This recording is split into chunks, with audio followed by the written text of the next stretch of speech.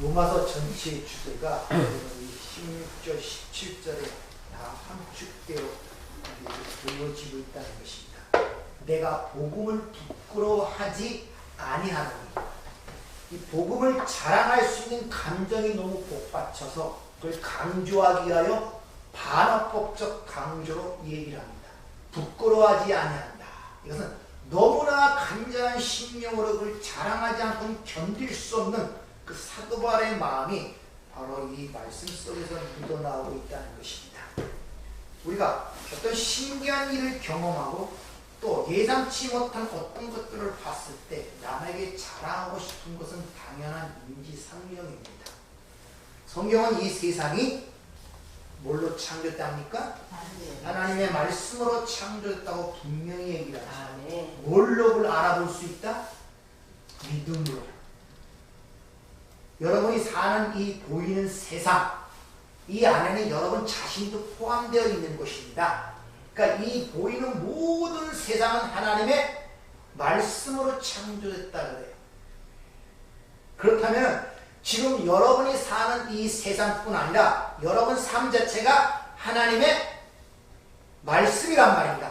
말씀을 하고 계시는 거예요. 말씀. 그걸 지금 말씀하고 보이는 세상을 통하여 여러분의 삶을 통해 하나님의 말씀을 하고 있단 말입니다. 그걸 알아먹을 때 속에서 불같은 심령들이 일어나는 거예요. 이걸 전하지 아니하고 말하지 아니하고 견딜 수 없는 마음들이 드러나게 되어 있단 말입니다. 그런 것들을 못 보니까 생활이 따분하고 힘든 거예요. 그냥 그저 그렇잖아요. 어제하고 오늘 다른 생활이고 오늘 주일날 나서 그냥 예배당에서 예배드리는 거 다른 거 보세요. 나머지 6일 동안 반복되잖아요. 아침 일어나 눈 뜨고 밥 먹고 자고 일하고 눈 뜨고 밥 먹고 일하고 자고 그 계속 같은 패턴이에요. 아무런 흥미가 없습니다. 거기다가 몸은 늙어가지 정신은 점점 흐려져가지 입맛은 잃어가지 눈은 흐려져가지 오히려 절망만 보이고 고통만 보인단 말입니다. 새로운 게 없어요. 사라져가고 있단 말입니다. 그러니까 삶의 어떤 동기라든지 이 삶의 생명력이 점점 사라져가고 있단 말입니다. 그건 당연한 것인데 근데 그리스도인들에게는 그거 말고 또 다른 생명이 주어졌음을 성경은 분명히 얘기하고 있죠.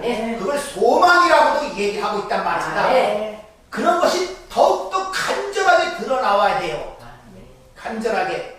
그런 것들 말고 그 가운데서 그들이 세상 불신자들이 하지 못하는 어떤 특별한 생명이 드러나고 있어요. 그것이 하나님의 말씀을 듣는 거예요. 아, 보이는 세상을 통하여 항상 하나님 어떤 섭리를 보게 되고 은혜를 보게 되고 사랑을 보게 되고 깨닫게 된단 말입니다. 그걸 자유라고도 그렇게 이야기를 할 수 있단 말입니다. 당연하게 여길 것이 아무것도 세상에 없단 말이에요. 당연한 거 없다니까요. 우리가 왜 당연한 것처럼 살아갑니까? 눈 뜬 게 당연합니까? 밥 먹고 화장실에 가는 게 당연합니까? 그것이 당연한 게 한번 틀어져 볼까요? 당연하지 않은 것이 금방 알게 될 거예요. 변비어가지고 화장실에 한 이틀 못 가봐요. 아, 내가 화장실 가는 게 당연한 것이 아니었구나를 절실하게 깨닫게 됩니다. 근데 전부 다 당연하게 여기고 있어요.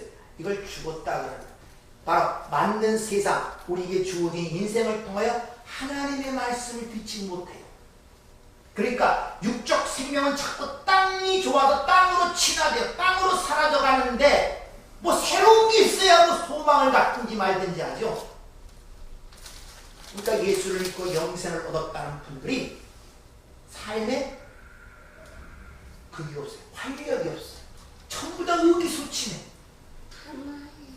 의기소침해. 전부 다 힘들어해. 어려워해. 답답해. 아니 하나님 앞에 가까이 가는 그 과정 속에서 점점 가까이 오는데 그것이 점점 분명해 보여서 또 활력이 넘치는 삶이 되어야 되는데 그렇지 못하다는 것입니다.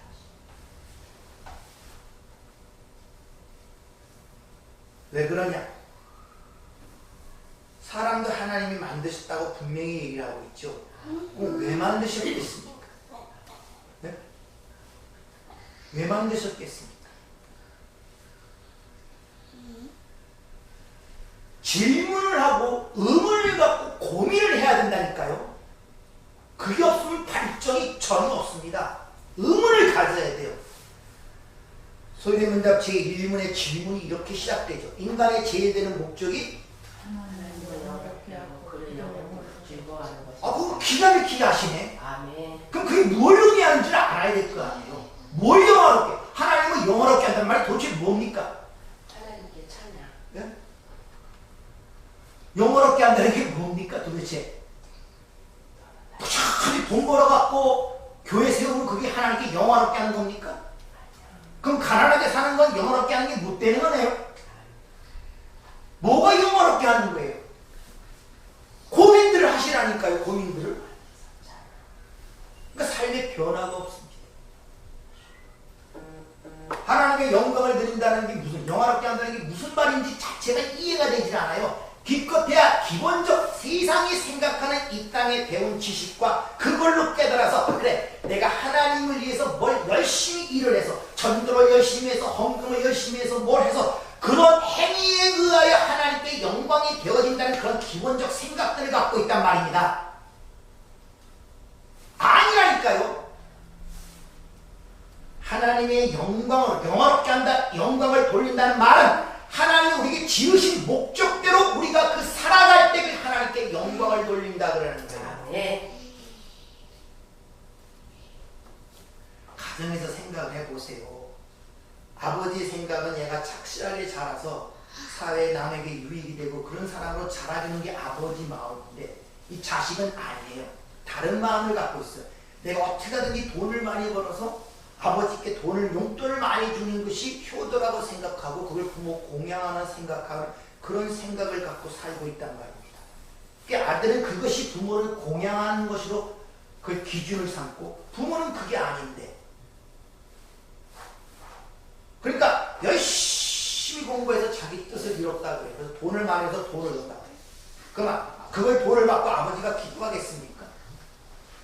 물론 우리는 기뻐합니다. 우리 하나님은 그런 돈 같은 거 필요 없어요. 하루사 같은 인생이라 그러는데 그들이 기껏 자 창조주와 피조물의 관계 속에서 항상 생각을 하라니까요. 이 개미, 이 짐승 같은 것들이 지들끼리 열심히 일을 해갖고 지들이 좋아하는 거 갖다 잔뜩 하나 앞에 쌓아놓고 하나님께 영광을 올린다 그러고 이걸 받아주시옵소서 그러면 창조주가 그걸 볼 때 와, 대단한 거 모았다 그렇게 생각하시겠습니까? 근데 인간들은 그렇게 생각한다니까요. 자기들이 좋아하는 거 잔뜩 모아다가 갖다 놓고 이게 하나님께 영광 걸리고 이게 하나님이 왜? 자기 좋아하는 거니까 하나님도 좋아한다는 생각 기준이 자기에서 벗어나지는 못해요. 하나님께서는 당신의 아들 그 예수 그리스도의 피의 공로로 주어진 그 영생 그 세 사람 외에는 여러분에게 관심 있는 거 아무것도 없습니다. 아무리 땅을 많이 갖고 있어도 돈을 많이 갖고 있어도 이 세상의 대통령도 왕이 됐어도 아무런 거기에 관심이 없다니까요. 조금 있으면 다 사라질 것들이에요. 흙에 속한 자는 흙에 속한 자와 같다고 그렇게 골로 15장은 얘기하고 있잖아요. 흙에 속한 자는 하늘의 것을 받지 못한다고 그 사라진 것 하나님이 뭘 관심을 갖겠습니까? 근데 우리 여전히 그런 식으로 생각을 하며 인생을 살아가고 있는 것입니다. 왜? 하나님의 말을 듣지 못합니다. 마이동풍의 마이동풍. 그러니까 마이동풍이니까 말귀를 못 알아들으니까 어떡합니까? 여러분 삶이 고달픈 거예요.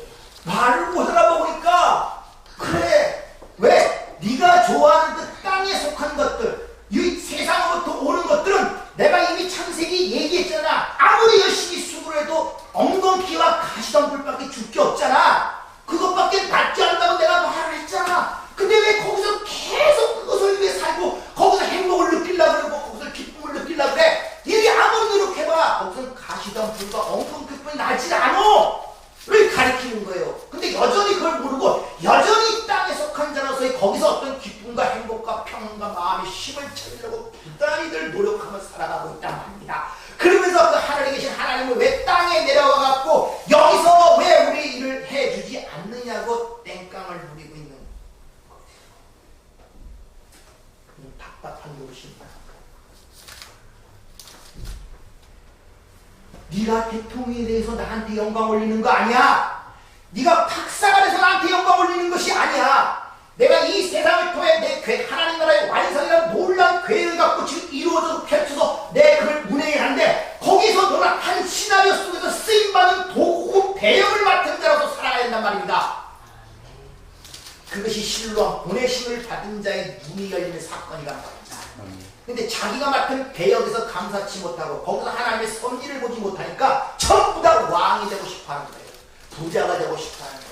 대통령이 되고 싶어합니다. 국무총리가 되고 싶어합니다. 세상의 시민은 왕이 되고 싶어하는 게 모든 사람이 일관된 소망이란 말입니다. 그게 선악과를 따먹은 인간의 죄성이란 말이에요. 자기가 맡은 배역은 다 싫대요. 여기서 지금 여러분이 주어진 환경 속에 감사하며 그 하나님의 섭리를 보는 줄이 좋습니다. 전부 다 내 지금 받는 배역이 싫잖아요. 거기서 벗어나고 싶잖아요. 좀 더 좋은 곳으로, 좀 더 나은 곳으로. 얼마나 여러분 현실의 삶 속에 감사하는 부분도 있습니까? 10%? 한 20% 됩니까? 30% 됩니까? 24시간 중에 한 1분 정도는 감사하십니까? 우리 실패가 이렇단 말이에요.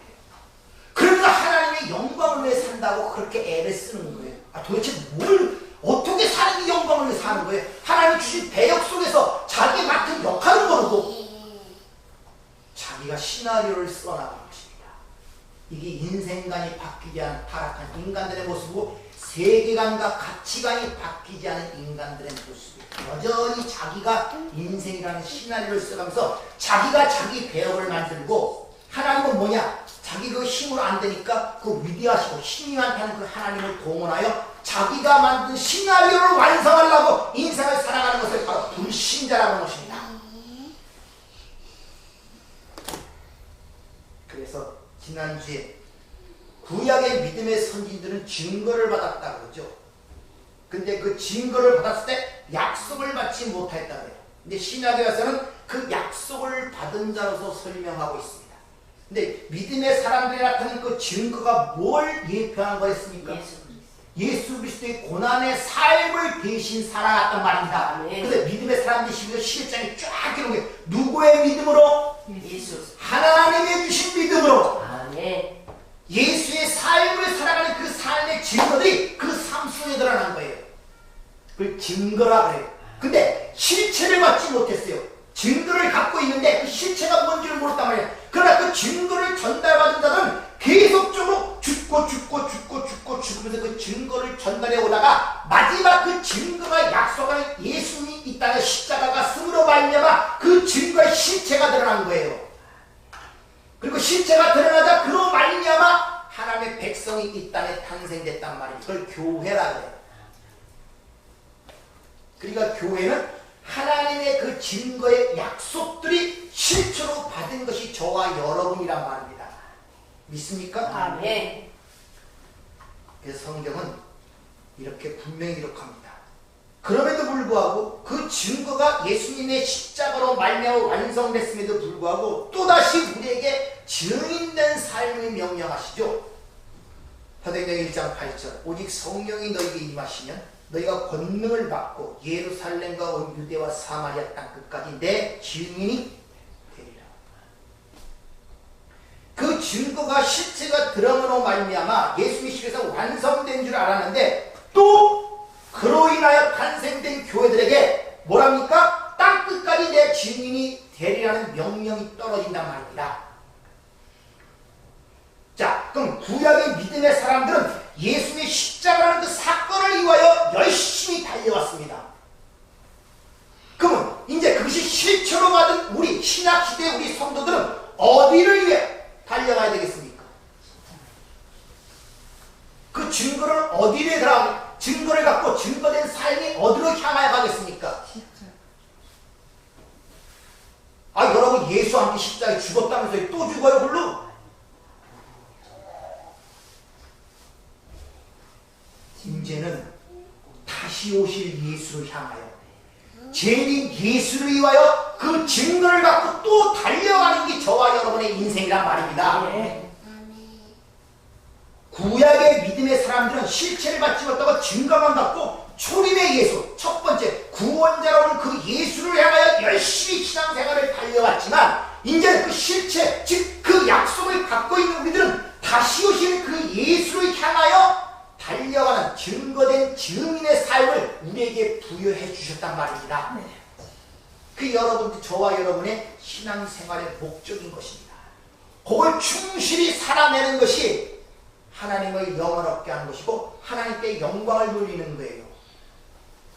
여러분, 삶 속에서 각자의 주어진 삶 속에서 그 환경 속에서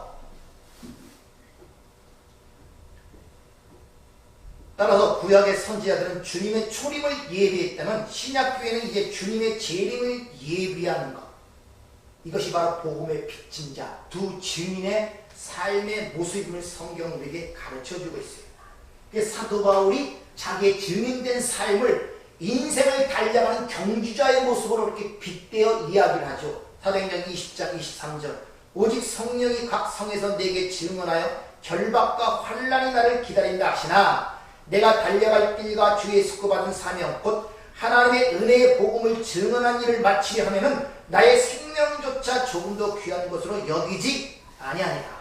자, 이제 사도 바울은 내 삶 속에서 의인된 증거가 나타나는데 그 증거가 환난과 결박으로 나타나더라 이런 말이에요. 그러니까 구약시대 믿음의 삶과 똑같아요. 예수님의 고난이 그 삶의 증거로 드러나더라 이런 말이란 말입니다. 그런 증거를 갖고 달려가는 그 과정 속에서 사도 바울의 모습이 어떤 식으로 표현되느냐, 나의 생명을 조금 더 귀한 것으로 여기지 아니하는 모습으로 나타나더라 이런 말이에요. 그래서 믿음의 양면성이 있다고 했죠. 야고보에서 행함이 없는 믿음은 죽은 믿음이라는 그 말을 갖고 자꾸 인본 윤리 도덕적 인간의 행위를 덧붙여갖고 남 구제하지도 않고 도와주지도 않는 그런 믿음은 믿음이 아니다, 그런 식이 아니라 믿음의 양면성이 뭐라고 했습니까?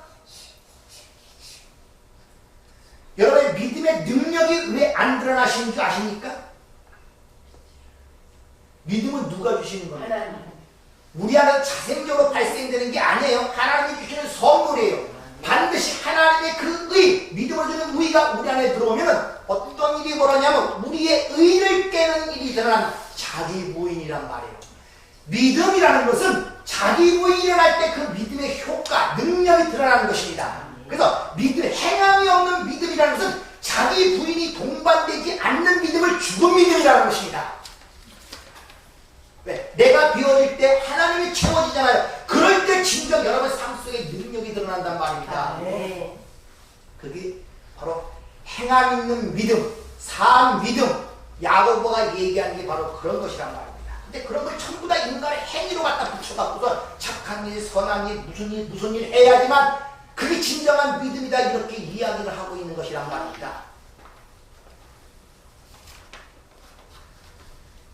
이렇게 하나님의 의가 믿음으로 말미암아 사도 바울에게 부어지자 바울이 옛날에 바리새인 중에 바리새인적 의로는 흠이 없다는 자랑하는 그 바울의 자신의 의가 깨어지기 시작하는 거예요. 하나님께서 여러분에게 하나님의 의를 여러분에 주면 그 의가 뭐랬습니까? 지난주에? 예수 그리스도. 그 예수 그리스도가 여러분을 어떻게 거주하십니까? 성령으로. 그게 오시면 제일 먼저 여러분이 뭘 어떻게 하신답니까? 죄가 뭔지 그 죄의 가장 강력한 것이 뭐냐? 나의 의란 말입니다. 자신의 의. 그걸 깨기 시작하는 거예요. 그러니까 하나님의 의를 받은 성도로 삼수다 반드시 그 하나님의 의가 여러분 안에서 행하신 일이 뭐냐? 여러분들의 의를 깨는 거예요. 자기 부인의 길로 이끌어가는 거예요. 그래서 반드시 하나님이 믿음을 주시면 그 믿음은 목적지가 십자가로 끌고 간다고 반드시 말씀드렸죠. 자기 부인의 길로 끌고 가는 것이 하나님이 주신 믿음의 목적지란 말입니다. 사도 바울이 그렇게 하나님의 의를 받고 나자 그 전에 그렇게 자기 의를 자랑하던 그 모든 것들이 다 뭘로 여겨지더라? 배설물로 여겨지더라. 빌립보서 3장 8절에 그렇게 고백하는 모습이 기록이 되어 있죠. 그렇게 하나님의 의를 받고 내 의가 깨어지자 내가 내 생명, 내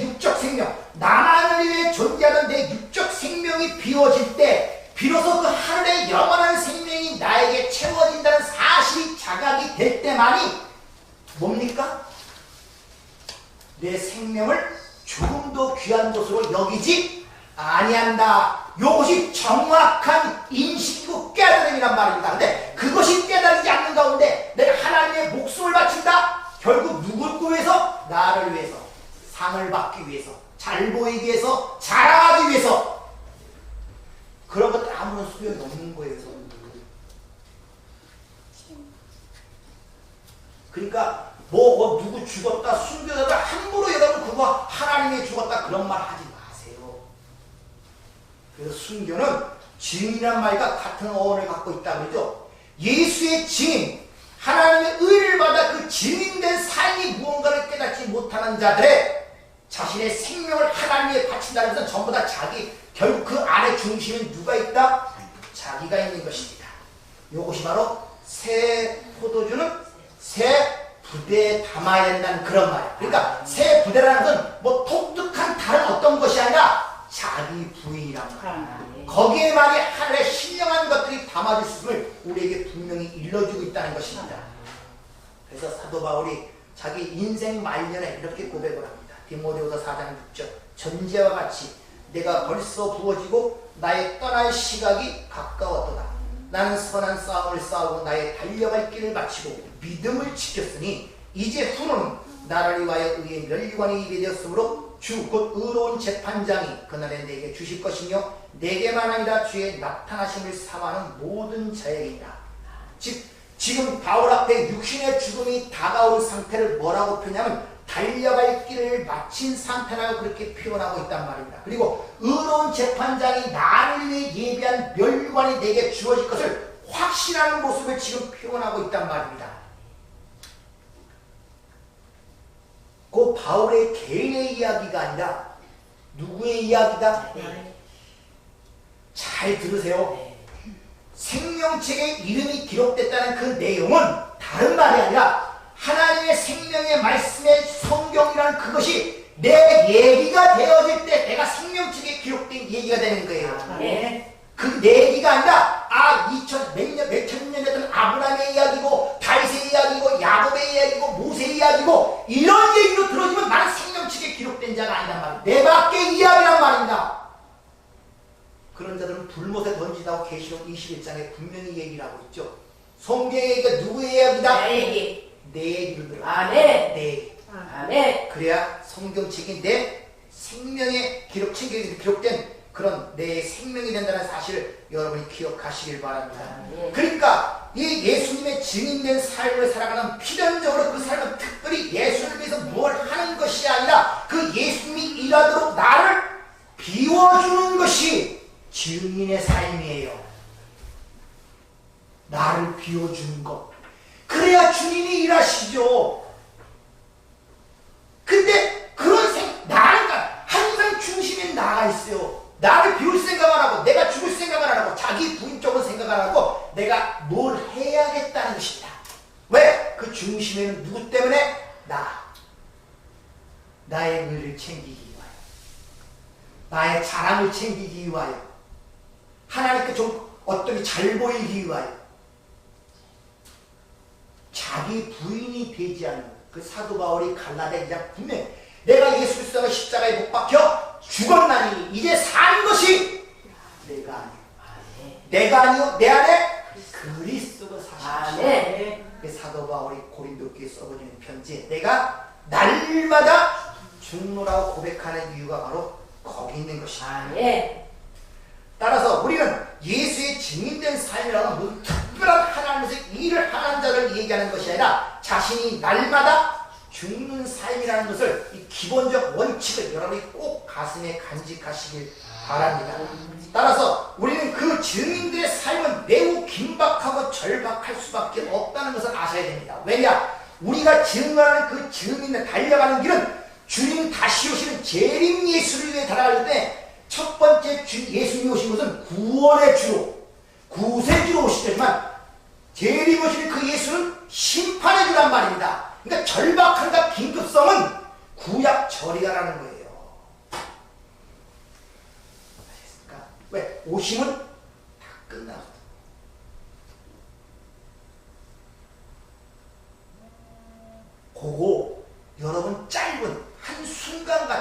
경점 같은 인생을 통해 하나님이 하시고자 하는 여러분에게 주어진 배경이란 말입니다. 여러분들. 네.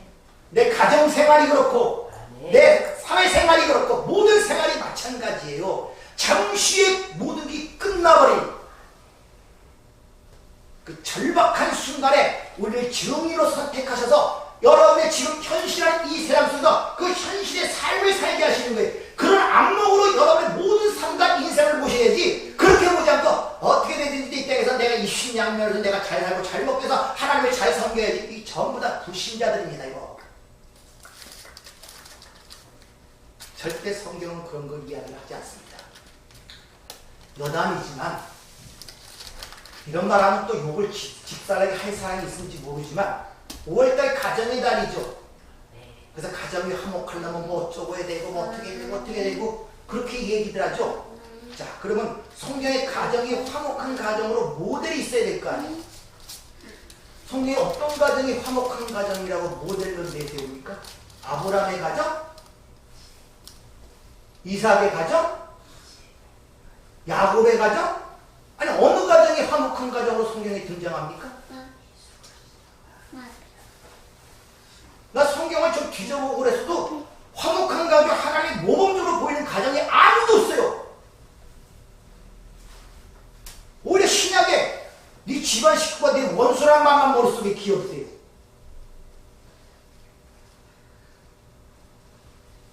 하나님 이 땅에 가정을 주신 목적을 모르기 때문에 그래요. 하나님 나라의 삶 따로, 이 세상의 삶 따로 따로따로 떨어져 있습니다. 아시겠습니까?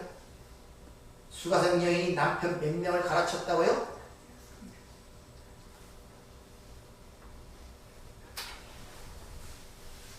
가정이 화목하는 일은 그 가정의 주인이 한 사람밖에 없어야 돼요. 아시겠습니까? 네. 그것도 예수가 주인이 돼도 아직도 성화되는 그 육적 그 자아를 갖고 있기 때문에 그래도 싸워요. 아무리 예수 잘 믿어도. 즉 서로 죽어야지 화목해. 내가 완전히 죽어야지 화목한 가정이 됩니다. 네. 아시겠습니까? 네. 그런 것들을 모르고 뭐 세상적으로 뭐 남편에게 해야 할 도리. 우리 남편이 누굽니까? 예수. 여기 현재의 남편이 영원한 남편입니까? 아닙니다. 그럼 현재의 남편이 뭐 때문에 여러분에게 주었습니까? 구원. 예? 뭘 밝히려고? 아내는 뭘 밝히려고?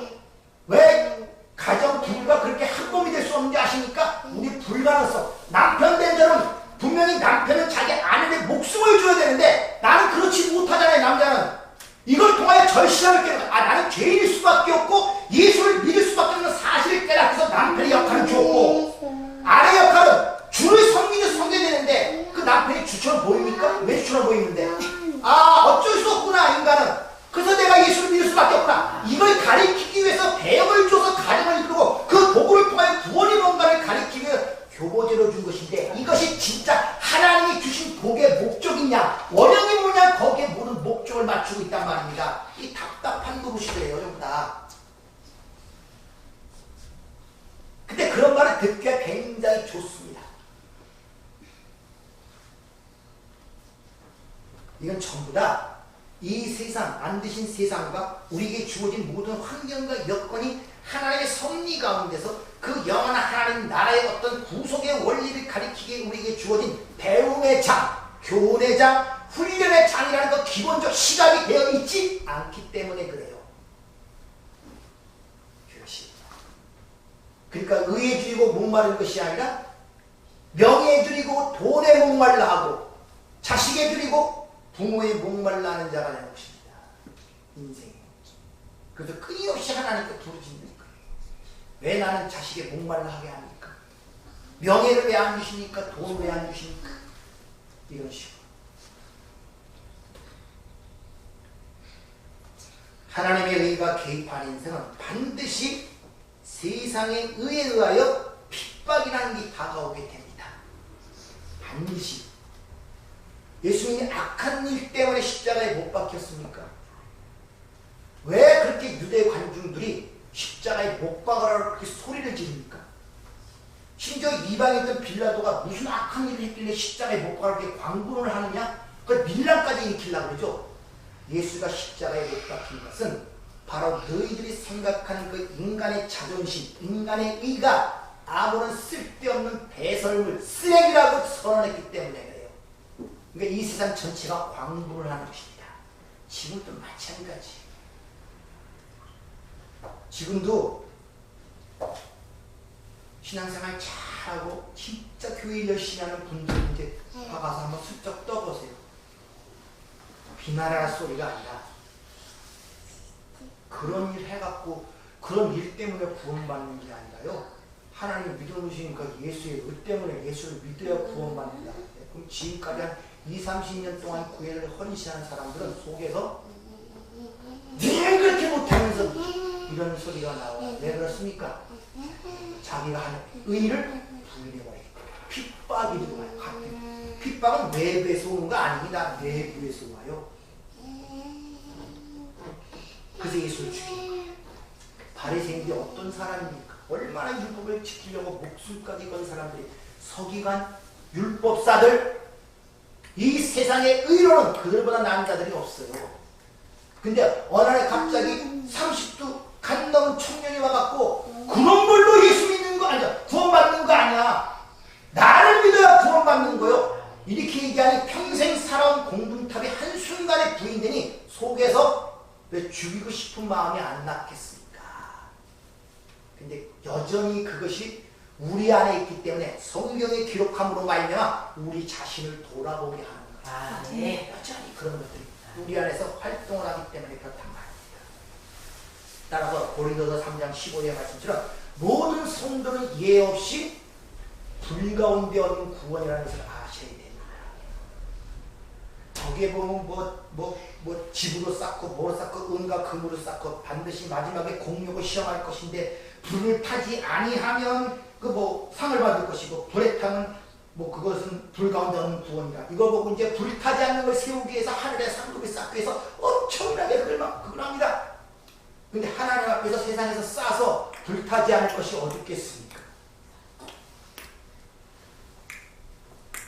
성도는 누구나 불 가운데여서 그래서 불 가운데 연단시키는 거예요. 왜? 여러분이 의지하는 모든 것들 야그리 다 태워내는 것입니다. 그래서 여러분이 평생 동안 내 몸처럼 사랑한 게 없잖아요. 그 몸도 버리고 가는 것입니다. 하나님 앞에 평생 동안 몸을 위해 살잖아요. 따라서 하늘의 복을 받은 자들은 그러한 이야기를 그들에게 전할 때마다 인간의 가장 밑바탕에 있는 이 잘하는 것이 화딱지가 나고 화가 나서 반드시 핍박과 박해가 따르게 되어 있습니다. 그래서 그런 걸 의지하는 사람들은 그거 안 하면 은혜가 떨어진 것 같고 하나님이 없는 것 같고 죄 짓는 것 같고 그래서 일에 중독이 되는 거예요. 이제. 그래서 남편 밥도 안 차려주고 하루 종일 교회 사는 거예요. 그리고 그걸 신앙이라 생각하고 있고 그걸 믿음이라고 생각하고 있고 그걸 하나님의 영광을 위해 사는 것이라고 생각하고 있단 말입니다. 그걸 못하면 죄스러우니까 그걸 못하면 은혜가 떨어진 걸 생각하니까 이 답답한 무엇인 것입니다. 따라서 성경의 의인들이 모여있는 교회를 왜 피박, 나그네의 무덤이라고 말씀하는지 아십니까? 이 교회는 항상 뭐라 했죠?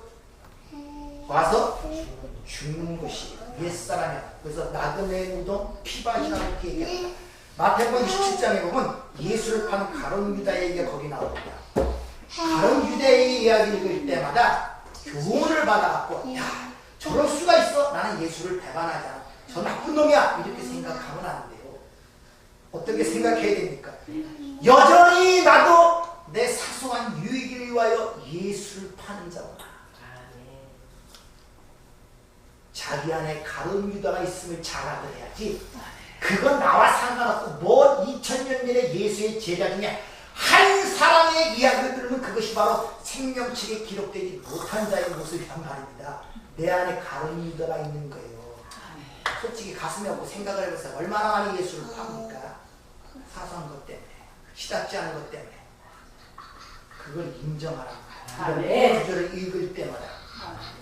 가룟 유다가 예수를 은 30에 팔죠. 근데 그게 후회가 돼서 제가 죄를 지은 줄 알고 다시 그것을 갖고 대사람들에게 돌려줍니다. 그리고 자기는 목이 메어 죽어요. 근데 이런 구절을 읽을 때마다 베드로와 자꾸 비교하게 되는데 참 이거 보면 가룟 유다는 세상적으로 볼 때 영적인 모습을 갖추고 있는 자입니다. 왜? 내가 지은 죄에 대한 책임을 자기가 지겠다면서 목을 매서 죽잖아요. 우리나라 사람들도 정치권에 보면 그런 일들 많죠. 아주 의롭다고 인정하던 자를 그걸 자신의 모티브로 살고 사는 자들이 어떤 사소한 어떤 문제들이 딱 드러날 때 그걸 견디지 못하는 거예요. 자존심에. 그래서 뭐랍니까? 책임은 내가 진다 해서 자살을 선택하는 사람들이 많죠. 근데 그런 사람들은 세상에서 추정을 해요. 영웅이라 그러고 의인이라 그러고. 근데 성경은 아닙니다. 하여튼 그렇게 가룟 유다가 돈을 도로 가져오자 뭡니까? 대사람들이 이게 핏값으로 판 그 둔 돈인데 다시 성전에 안에 두기에 마땅치 않다 그러고 그 돈으로 토기장이의 밭을 사서 나그네 무덤으로 사는데 그 이름을 아겔다마 피밭이라고 그렇게 이야기를 합니다.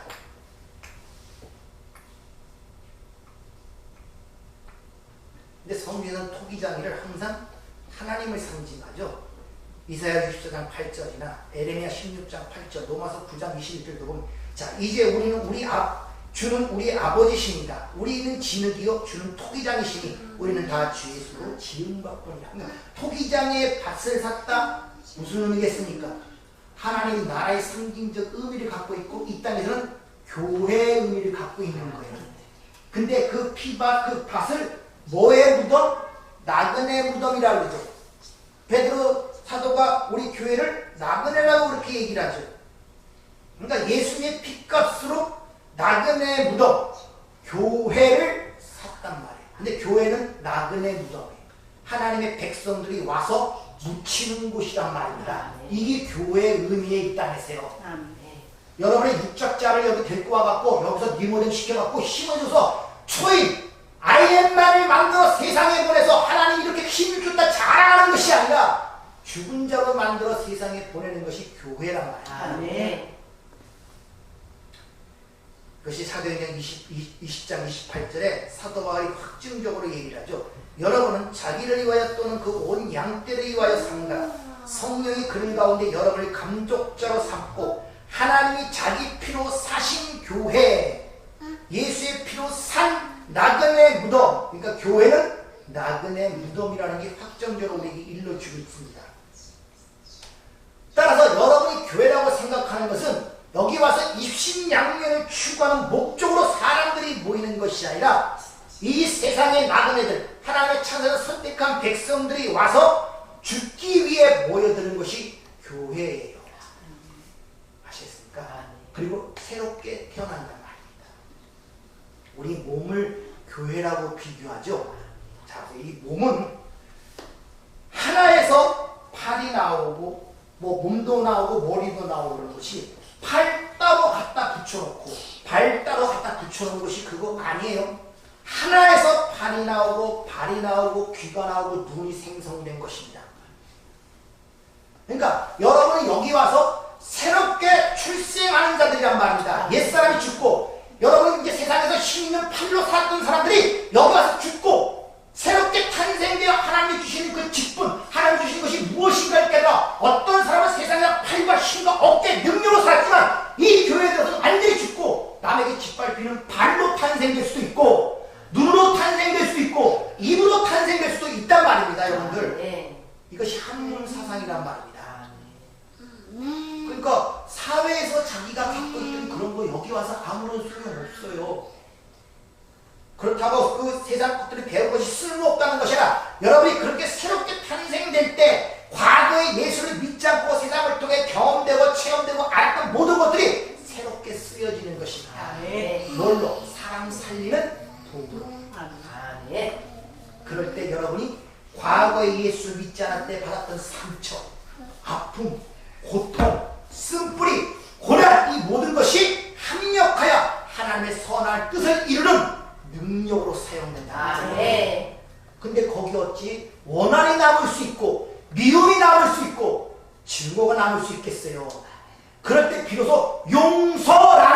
일어나는 것입니다. 아멘. 속에 꾹 참고 있는 게 용서가 아니란 말이에요. 여러분들 변화가 돼요. 아멘. 새롭게.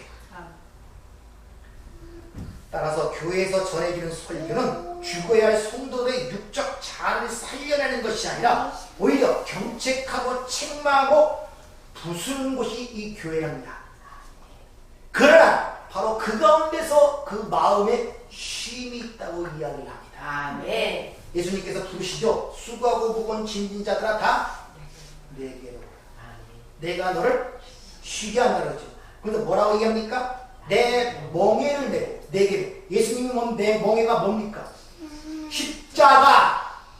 그것이 무엇인가를 알란 말이에요. 그럴 때 네 마음이 쉼을 얻는다고 그렇게 이야기를 하는 것입니다. 그래서 교회를 피박, 나그네 무덤 이렇게 이야기를 하고 있는 이유가 바로 거기 있는 것입니다. 한 번 더 잘 생각해 보세요. 여러분의 인생이 왜 이렇게 고단합니까?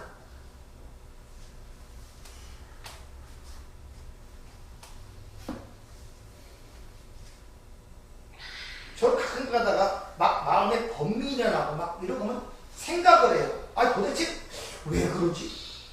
아, 하나님은 그게 아닌데 내가 뭐 때문에 이렇게 속에서 분노가 일어나고 때로는 좌절, 실망, 낭만 이런 것들이 왜 속에서 막 문광처럼 끌어나니까 어디서 이게 원인이 도대체 뭔가 이렇게 질문을 합니다.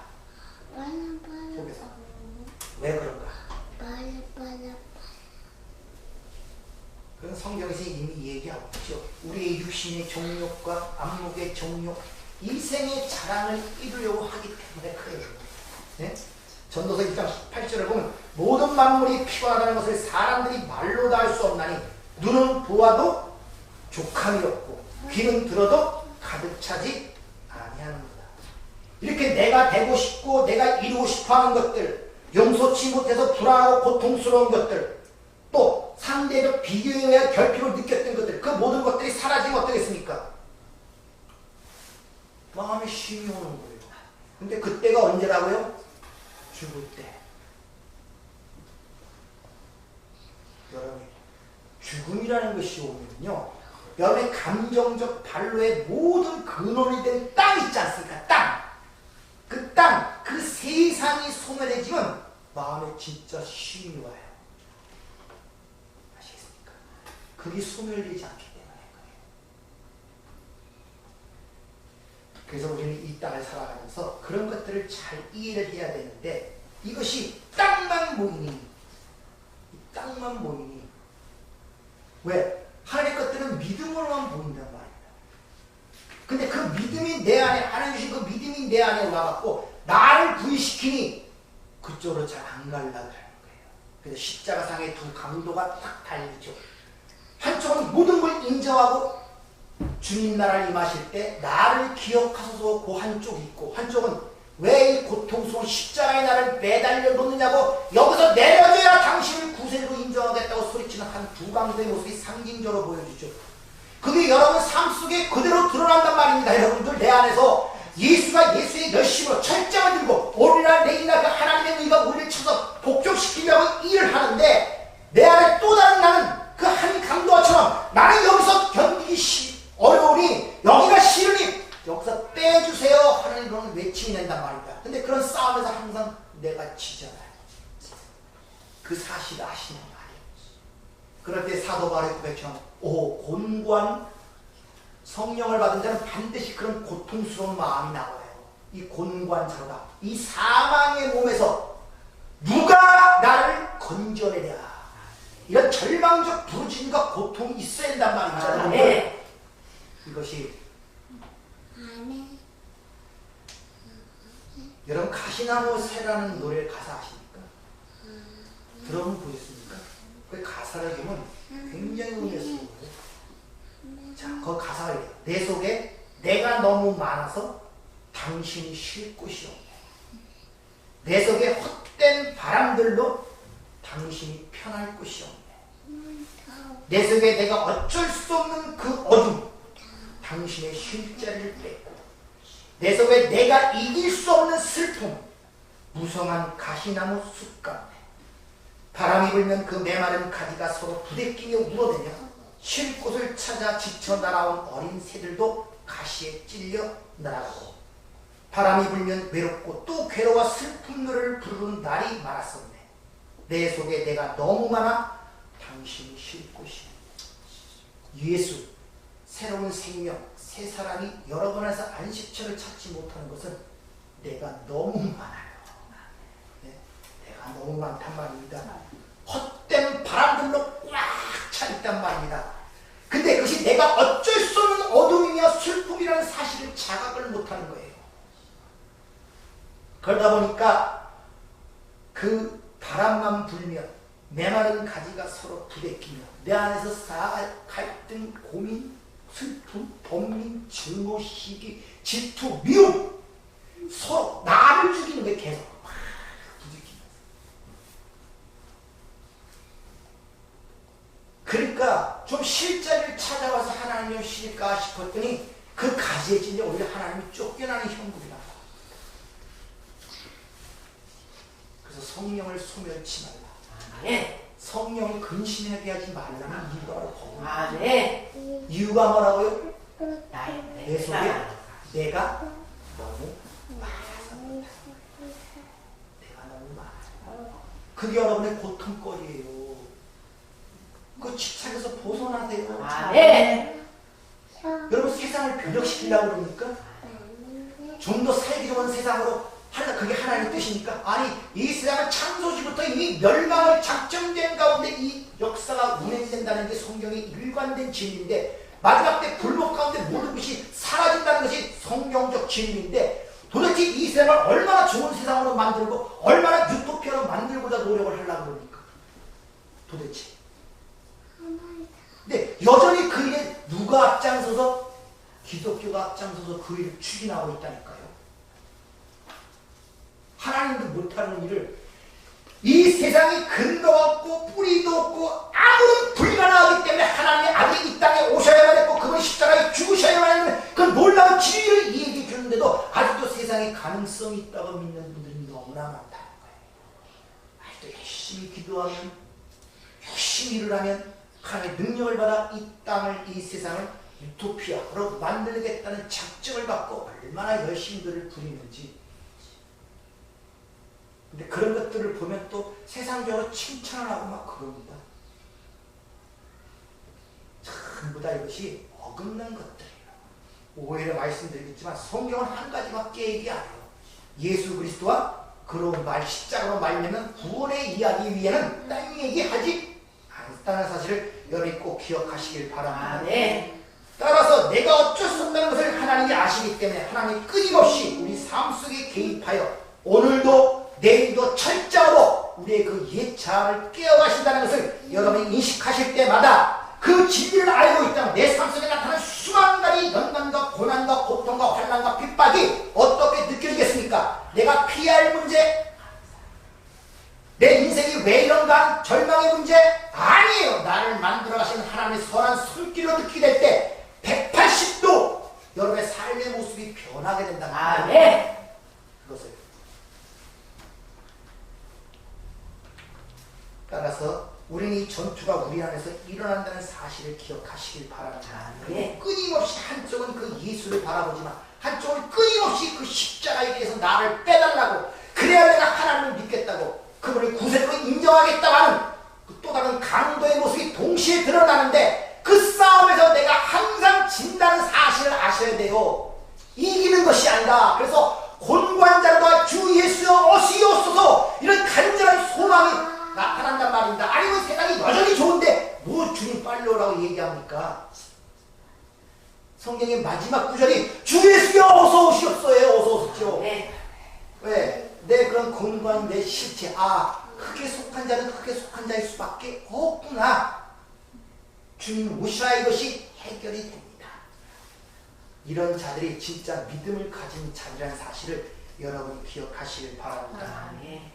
이런 자들을 의에 줄이고 목마른 자의 결비라고 그렇게 이야기를 한단 말입니다. 그래서 세례 요한이 얘기를 하죠. 그는 흥에, 나는 이거 신앙의 목적이에요. 아, 네. 그래서 지난주에 말씀드렸지만 인간의 도덕과 윤리, 사회법 아래서 법을 지키는 것이 의가 아님을 꼭 기억하시길 바랍니다. 하나님의 법대로 하셨다면은, 그렇게 좋아하는 법대로 하셨다면은 우리는 이미 진멸되고 멸절될 존재들이란 말입니다. 근데 하나님께서 법대로 하신 것이 아니라 긍휼과 은혜를 베풀어서 이렇게 살려놓으셨다는 거예요. 그런 은혜와 긍휼을 안다면 그런 자들이 누구를 부르겠습니까? 예수 이름을 부르는 거예요. 그래서 로마서 10장에 있는 말씀은 누구든지 주의 이름을 부르는 자는 구원을 받으리라. 이런 진리의 내용들을 갖지 못하고 누구든지 예수 이름만 부르면 구원을 받는다? 이런 얼토당토하는 이단들이 드러나는 것입니다. 우리는 하나님의 의에 목말라 앉은 삶이 여러분 안에서 나와야 한다는 사실을 꼭 기억하시길 바랍니다. 하나님의 의만을 붙드는 자, 그들이 의인이고 그들이 산 자라는 사실을 여러분이 꼭 기억하시길 바랍니다. 그래서 여러분들이 한 주간에 와서 말씀을 듣듯이 하나님의 의가 선포되는 이 순간을, 이 말씀의 자리를 사모하셔야 돼요. 그 말씀 앞에 그러한가, 그게 진실된 것인가, 진지하게 고민하고 갈등하는 시간들이 여러분 삶 속에 있어야 된단 말입니다. 그리고 그 말씀이 내 안에 들어와서 나를 해고할 때, 나를 해치시킬 때, 나를 부정하고 분시킬 때 그 삶에 불편해하지 마시고, 두려워하지도 마시고, 불안해하지도 마시고, 네, 그들이 창세전에 복받은 자들의 삶의 모습을 꼭 기억하시길 바랍니다. 마지막으로 5장 13절 에베소서 말씀드립니다. 그러나 책망받는 모든 것이 빛으로 말미암아 드러나나니, 책망받아 엘렌코 폭로시켜 드러내는 그 모든 것들은 빛 안에서 그것이 보여지고 설명되어지는 것이다, 이런 말이에요. 그런 자들은, 그렇게 설명되어지는 자들이 바로 그 존재가 빛이다, 이런 말이에요. 그러니까 여러분들이 말씀을 통해 내는 실상을 깨닫는 그 존재 자체가 빛이기 때문에 그래요. 있습니까? 기도하겠습니다. 은혜롭고 자비로우신 아버지 하나님, 오늘도 주시는 말씀을 통하여 우리가 주 앞에 낱낱이 해체됩니다. 때로는 불편스럽고 답답하기도 하고 어리석고 창피하기도 합니다. 그러나 그 모든 것이 드러날 때 그것이 빛의 존재로서의 삶임을 약속하시기에 오히려 그 가운데 감사할 수 있고 그 가운데 하나님의 영광을 바라볼 수가 있습니다.